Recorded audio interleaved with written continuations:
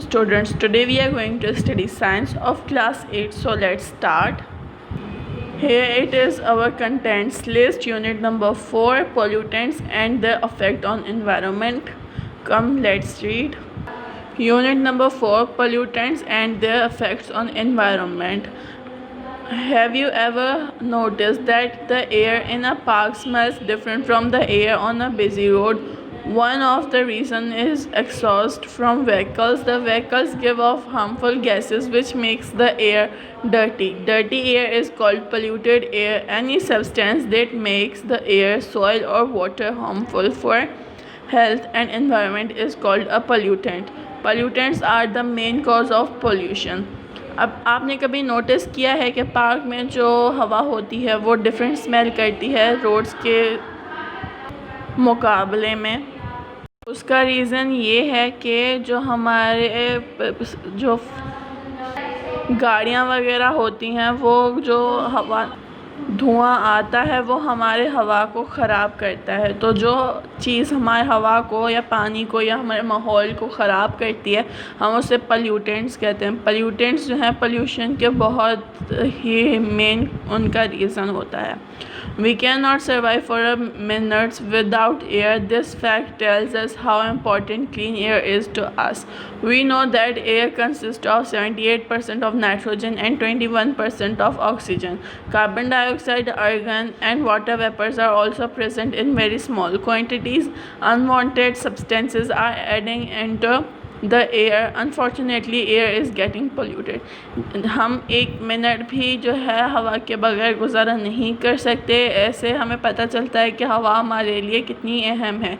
हमारी हवा में 78% नाइट्रोजन और 21% ऑक्सीजन होता है। कार्बन डाइऑक्साइड, आर्गन और वाटर वेपर्स भी थोड़ी सी क्वांटिटी में वहाँ पर मौजूद होते हैं और जो दूसरे जो हमारे सब्सटेंसेस होते हैं हवा में वो भी उसको ख़राब कर देते हैं। Air pollutants. Any substance which cause air pollution is called air pollutant. When harmful or unwanted substances are released into the air, it is called air pollution. Air pollutants include sulfur dioxide, carbon monoxide, oxides of nitrogen, chlorofluorocarbons and dust particles etc. अब कोई भी ऐसी चीज़ जो हमारे हवा को ख़राब करे उसे हम एयर पोल्यूटेंट कहते हैं। जब कोई भी ख़तरे वाला जो हमारा सब्सटेंस मतलब चीज़ होती है वो हवा में जाती है तो उसकी वजह से हमारी एयर पोल्यूशन होती है। एयर पोल्यूटेंट्स जो हैं वो इन सारे गैसेस को मिलाकर आ जाती हैं और उसमें डस्ट पार्टिकल्स भी मौजूद होते हैं। आइए इनके बारे में पढ़ते हैं। Sulfur dioxide SO2. Sulfur dioxide is a gas. It has no color but has bad sharp smell. The main source of sulfur dioxide is industrial activity in the air. Most of it is released by the power station which burn coal, oil or gas to generate electricity. Sulfur dioxide is also present in motor vehicles exhaust. Sulfur dioxide affects human health when it is breathed in. It irritates the nose and throat. It causes coughing, chest pains and shortness of breath. Sulphur dioxide एक gas है जिसका कोई colour नहीं होता पर बहुत गंदी smell होती है। ये जो है इंडस्ट्री एक्टिविटीज़ जो हमारी हवा में मौजूद होती हैं उसकी वजह से ये होती है। ज़्यादातर ये चीज़ें जो हैं पावर स्टेशन से आती हैं जो कोयला, पेट्रोल, गैस वगैरह जलाती हैं ताकि इलेक्ट्रिसिटी बन सके।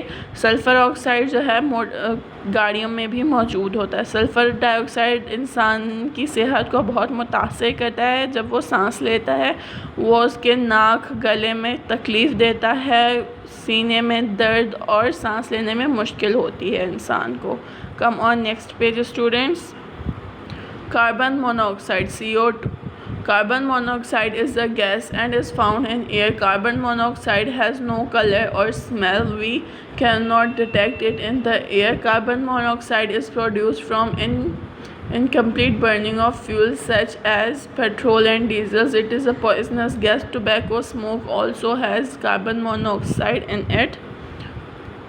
High levels of carbon monoxide are harmful to human beings. Carbon monoxide reduces the oxygen carrying capacity of the blood in the human body. A shortage of oxygen causes headache and dizziness. It makes a person sluggish. अब carbon monoxide एक gas है जो हमारे हवा में पाई जाती है। इसका कोई कलर या कोई शेप नहीं, स्मेल भी नहीं होती। ये हवा में मौजूद होगी तो हमें पता नहीं चलेगा।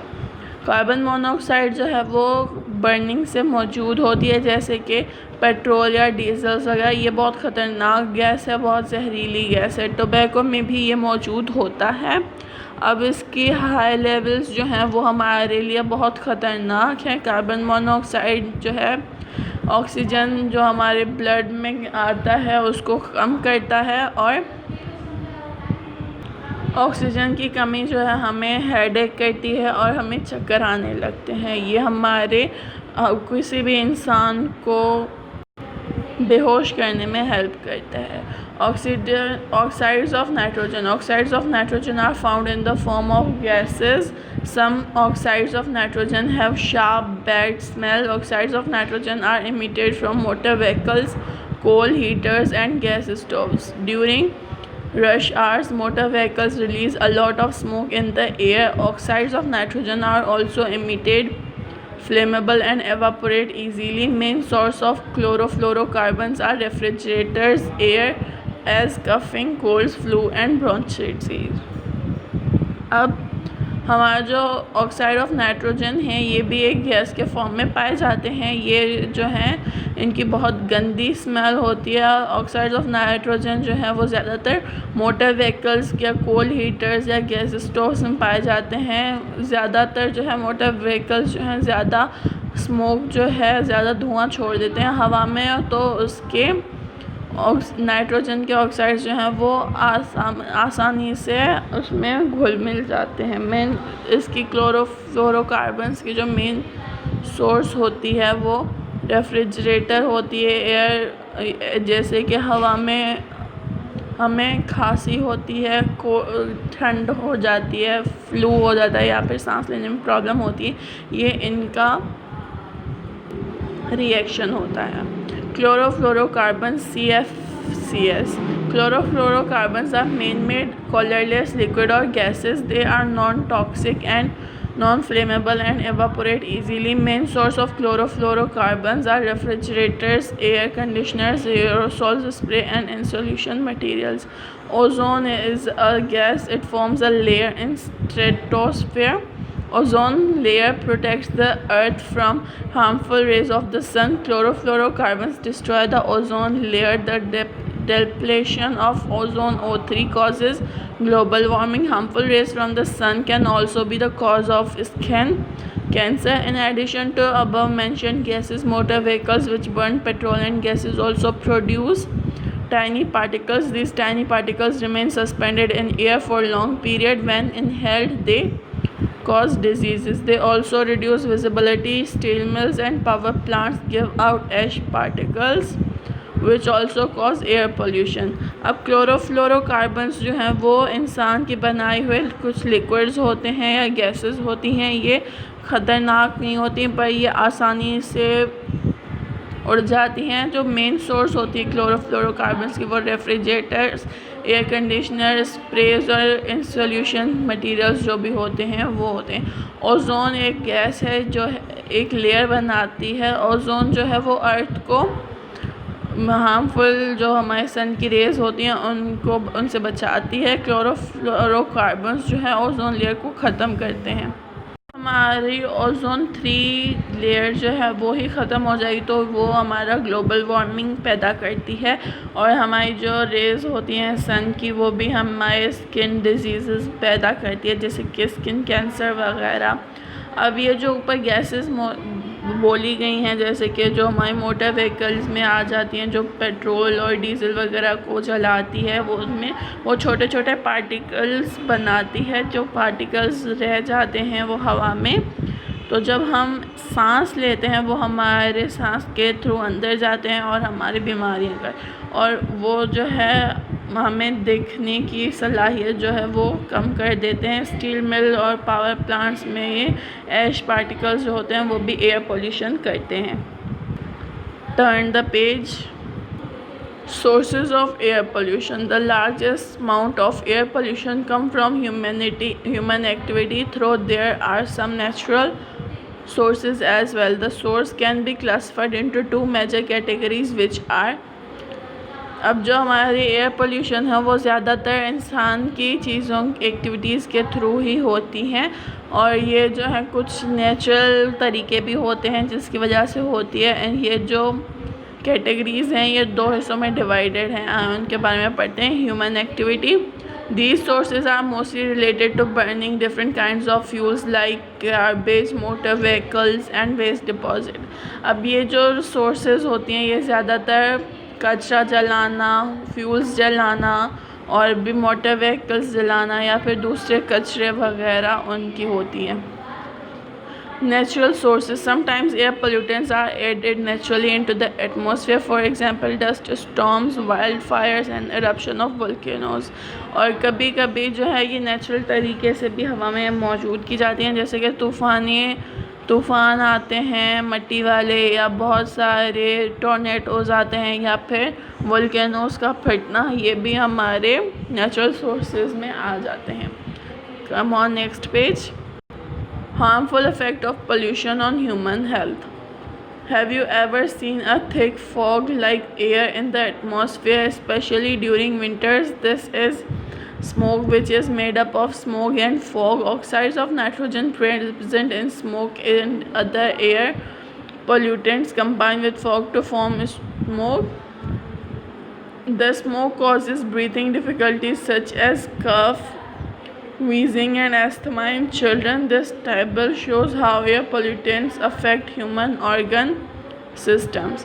कभी आपने सुना है कि एक बहुत सा जाड़ा जो है बाहर आया हुआ है? ये ज़्यादातर हमारे सर्दियों में होता है। ये सर्दियों में तब होता है जब हमारे फॉग और स्मोक मिल जाते हैं, जो हमारी धुआं होता है और दूसरे एयर के पोल्यूटेंट्स होते हैं वो आपस में फॉग के साथ कंबाइन हो जाते हैं स्मोक बनने के लिए, और स्मोक और फॉग बन के हमारा फॉग बन जाता है। तो स्मोक जो है वो हमारे सांस लेने की तकलीफ़ बढ़ा देता है, हमें खांसी वगैरह होती है और भी बहुत सारी अस्थमा के प्रॉब्लम्स होते हैं। इस टेबल में जो है उसके एयर पोल्यूटेंट्स लिखे हुए हैं, उनके सोर्सेज और उनके हेल्थ इफ़ेक्ट्स लिखे हुए हैं।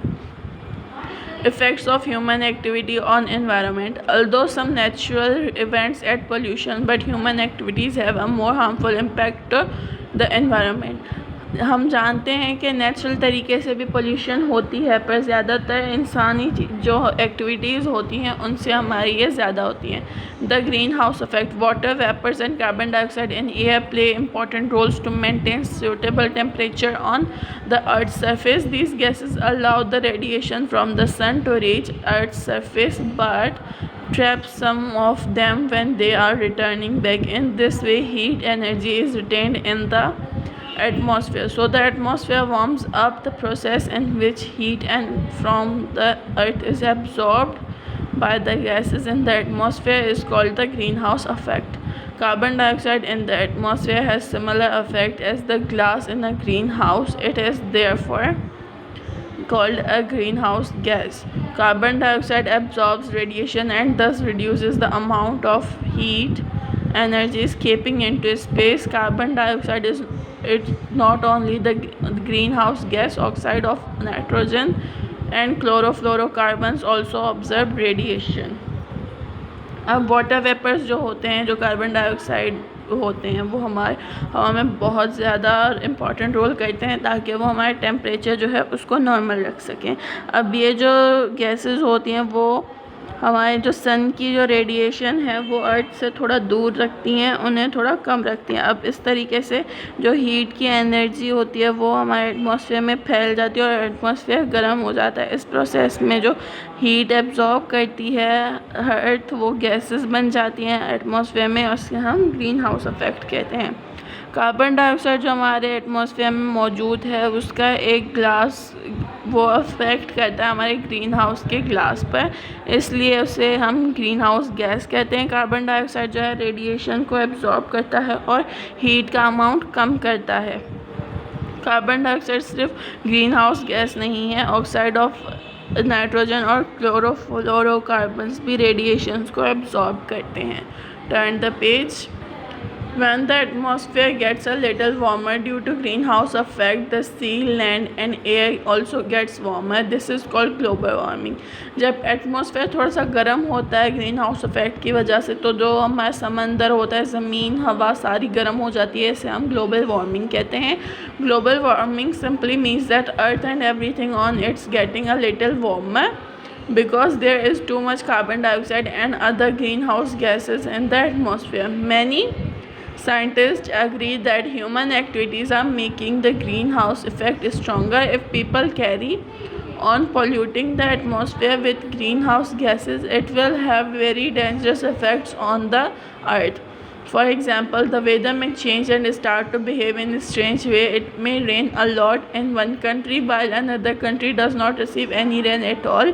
Sudden weather changes may damage the habitat of many plants and animals. Glaciers may melt and increase the water in seas and ocean. It will threaten the people living near the coastal areas. अब जब हमारे global warming होती है, इसका simple मतलब ये होता है कि ज़मीन का जो टेम्परेचर है वो बढ़ता जा रहा है, तो इसमें जो है कार्बन डाइऑक्साइड बढ़ती जाती है और ग्रीन हाउस गैसेस जो हैं पूरे एटमॉस्फेयर में वो बढ़ गई हैं. अब ज़्यादातर साइंटिस्ट जैसे मानते हैं कि ह्यूमन एक्टिविटीज़ ज़्यादा होने की वजह से ग्रीन हाउस इफेक्ट जो है ज़्यादा स्ट्रॉन्ग हो गया है. अगर लोग जो है एटमॉस्फेयर को ख़राब करते जाएंगे ग्रीन हाउस गैसेस से, तो ये बहुत ज़्यादा मतलब डेंजरस इफ़ेक्ट होगा हमारे पूरे अर्थ के लिए.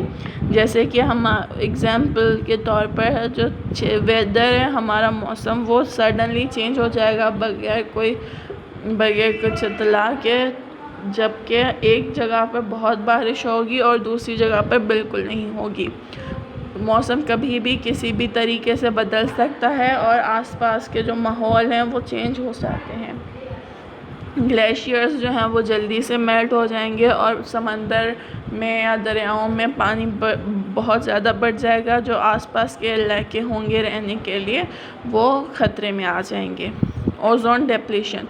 Ozone is a gas. It is light blue in color and has a specified color. We can feel this odor after a lightning storm. Ozone forms a layer around the earth and protects living organisms from harmful ultraviolet radiation of the sun. If the radiation reaches the surface of the earth, it could cause sunburn, eye damage and skin cancer in human beings and some other animals. Ultraviolet radiation damages many plants and crops. It may degrade wood, rubber, fabrics and many construction materials. It is also harmful to aquatic life organisms in water. अब ozone layer एक gas है जो light blue colour में होती है. उसका एक specific colour होता है. जब बारिश होती है तो हम उसे महसूस कर सकते हैं जब लाइटनिंग्स वगैरह होती हैं. तो ओज़ोन जो है उसने एक लेयर बनाई हुई है अर्थ के इर्द गिर्द, ताकि जो जानदार चीज़ें हैं वो हार्मफुल जो रेडिएशंस हैं सूरज की उससे बची रहें. अगर ये रेडिएशंस हमारे सरफेस पर आ गई, ज़मीन पर आ गई, तो ये हमारे सनबर्न हो सकता है, आंखें डैमेज हो सकती हैं, स्किन कैंसर होता है और भी बहुत सारी बीमारियां हो सकती हैं. ये जो है बहुत सारे प्लांट्स और फसलों को डैमेज कर सकता है. रबर, वुड, फैब्रिक्स और बहुत सारी चीज़ें ख़राब हो सकती हैं और ये पानी वाले जानवरों के लिए भी बहुत ख़तरनाक है. Come on next page. Scientists have discovered that the protective layer of ozone is dissipating. The dissipation of ozone layer is caused by chlorofluorocarbons (CFCs). People use aerosol sprays, refrigerators, and air conditioners that release chlorofluorocarbons in the presence of sunlight. CFCs forms chlorine atom which react with ozone to form oxygen O2. In this way ozone layer is destroying. It is called ozone depletion.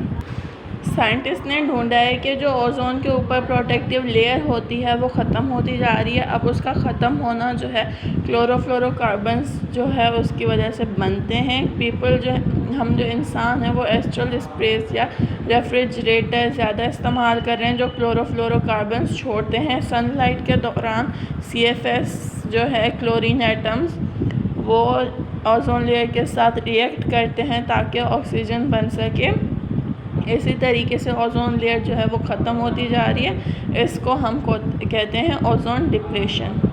Acid rain. Rain is very important for life. All living things need water to live. Rain brings us water we need, but in many places in the world, rain has become harmful. This is because of the air pollution. Burning of fossil fuels and motor vehicles exhaust air acid gases in the air. Acid gases include oxides of sulfur and nitrogen. Sulfur dioxide react with water to form sulfuric acid. Oxide of nitrogen react with water to form nitric acid. These acids are harmful to our environment. The rain that contains harmful gases such as oxides of sulfur and nitrogen is called acid rain. Acid gases are produced when fossil fuels like coal and oil are burned in power stations, factories, motor vehicles, and in our houses. When acid rain falls, it affects trees, lakes, buildings, and human beings. बारिश हमारे लिए बहुत important है। सारी जानदार चीज़ों को पानी चाहिए होता है ताकि वो रह सकें। अब बारिश जो है वो हमें पानी देती है जो हमें चाहिए होता है, पर बहुत सारी जगहों पर रेन जो है बहुत ही ख़तरनाक हो गई है क्योंकि एयर पोल्यूशन हो गई है। अब जो हमारे फ्यूल्स वगैरह मोटर व्हीकल्स हमारे जलते हैं तो वो एसिड बनाते हैं, तो एसिड गैसेस जैसे कि सल्फ़र और नाइट्रोजन हो गए। सल्फ़र डाइऑक्साइड जो है वो वाटर को रिएक्ट करके सल्फ्रिक ऑक्साइड बनाता है, और अब नाइट्रोजन ऑक्साइड जो होते हैं वो वाटर के साथ रिएक्ट करके नाइट्रिक एसिड बनाते हैं। अब ये एसिड्स जो हैं ये हमारे लिए और हमारे माहौल के लिए बहुत हार्मफुल हैं। ये सारी जो बारिश वगैरह हैं ये सारी गैसेस अपने अंदर जज्ब कर लेती है, तो इसे हम इस वजह से एसिड रेन कहते हैं। एसिड गैसेस जो हैं वो फॉसिल फ्यूल्स जब जलते हैं तब बनती है, जैसे पावर स्टेशन, फैक्ट्रीज वगैरह में और हमारे घरों में बनते हैं। जब एसिड रेन जो हमारी बहती है तो ये हमारे ट्रीज़, लेक्स, बिल्डिंग्स और इंसानों को नुकसान पहुंचाती है। Turn the page. Damages of acid rain. Acid rain can kill fish and other aquatic life. Acid rain reacts with metals and stones of bridge and building. When this happens, metals, bridges and stone buildings are damaged. Acid rain reduces important nutrients in the soil and destroy plants. If we drink water contaminated by acid rain, it can damage our brains. अब अगर हमारे जो acid rain के हमारे नुकसान ये होते हैं कि वो मछली और दूसरे एक्वेटिक लाइफ को मार डालती है। हमारे जो एसिड रेन है वो मेटल्स और स्टोन्स के जो ब्रिजेस होती हैं उनको पिघलाती है, उनको ख़राब करती है। एसिड रेन जो है वो हमारे न्यूट्रिएंट्स वगैरह मिट्टी में से ख़त्म कर देती है और प्लांट्स जो हैं वो तबाह हो जाते हैं। अगर हम पानी पिएंगे जो एसिड रेन से आएगा तो वो हमारे दिमागों को ख़राब कर देगा। Deforestation. Deforestation is cleaning earth's forest on a large scale. It results in damage to quality of the land. Forest covers only 5% of land area in Pakistan. Humans are the main cause of deforestation. Humans are cutting down forests for many reasons, including wood for both timber and for making fire, agriculture, grazing land for cattle, road construction. 70% of the earth's land, animals and plants live in forest. Deforestation destroys habitat of many animals and plants. Deforestation जो है वो हमारे ज़मीन पे जो जंगलात हैं उनको ख़त्म करते हैं। ये बहुत ही बड़े स्केल पर हो रहा है। हमारे पाकिस्तान में सिर्फ 5% जो एरिया है वो फॉरेस्ट्स हैं, और जो इंसान है उनका मेन रीज़न है क्योंकि इंसान पेड़ों को काटता जा रहा है बहुत सारे रीज़न्स के लिए, ताकि वो लकड़ी हासिल कर सके, खेती उगा सके, और मतलब मवेशियों के लिए जगह हो सके, और रोड कंस्ट्रक्शन की वजह से भी हमारी ख़त्म होती है। हमारे ज़मीन पर जो 70% लैंड एनिमल्स और प्लांट्स हैं वो फॉरेस्ट में रहते हैं। अब डिफ़ॉरेस्टेशन जो है वो उनके माहौल को तबाह कर रही है। Lack of energy resources. People are using their energy resources with a great pace. Fossil fuel, coal, natural gas and Petroleum are non-renewable energy resources. All three of these are available in a fixed supply and are being rapidly depleted. अब जो energy resources हैं, जैसे कि लोग हैं हमारे, वो energy uses बहुत ज़्यादा तादाद में इस्तेमाल कर रहे हैं, जैसे कि कोयला हो गया, नेचुरल गैस हो गई और पेट्रोलियम, ये सारी जो हैं रीन्यूएबल रिसोर्सेज हैं। ये तीनों की चीज़ें जो हैं एक फ़िक्स सप्लाई में मौजूद होती हैं और मतलब जल्दी जल्दी ख़त्म हो जाती हैं। Saving the earth. Our planet is facing an environmental crisis like global warming, depletion of natural resources and species extinction. The crisis has made it an extremely dangerous time in human history. We can help save the earth through preventive measures. अब हमारा planet जो है वो बहुत सारे issue से गुज़र रहा है, जैसे कि ग्लोबल वार्मिंग, नेचुरल रिसोर्सेज की डिप्लेशन और भी मतलब जानवरों की गायब होने की रिपोर्ट्स और भी बहुत सारे मसले हैं जो इसको डेंजरस बनाती जा रही है और इंसान जो है अर्थ को सेव करने में हेल्प कर सकता है। Prevention of air pollution. Solving the problem of air pollution is not easy, but we can prevent air pollution. Government organizations and individuals can do a lot in this regard.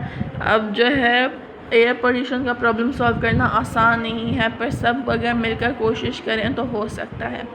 The government can make and implement laws so that companies not pollute the air.